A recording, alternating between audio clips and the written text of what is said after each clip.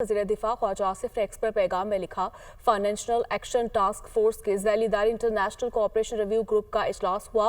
पाकिस्तान को grey list में शामिल न करने का फैसला हुआ। चीन ने वाज़ेह मौक़िफ़ अख्तियार करते हुए पाकिस्तान के लिए रिलीफ की हिमायत की। तुर्की ने भी चीन के मौक़िफ़ की तौसीक़ की। पाकिस्तान अब तक FATF की तमाम ज़रूरियात को पूरा कर चुका है। अब किसी भी लिस्ट में रहने का कोई जवाज़ नहीं। भारत और इसराइल की साजिशों के बावजूद पाकिस्तान को ग्रे लिस्ट में शामिल नहीं किया गया। वज़ीर दिफा ख्वाजा आसिफ ने एक्स पर पैगाम में लिखा, फाइनेंशियल एक्शन टास्क फोर्स के ज़ैलीदारी इंटरनेशनल कोऑपरेशन रिव्यू ग्रुप का इजलास हुआ। पाकिस्तान को ग्रे लिस्ट में शामिल न करने का फैसला हुआ। चीन ने वाज़ेह मौक़िफ़ अख्तियार करते हुए पाकिस्तान के लिए रिलीफ की हिमायत की।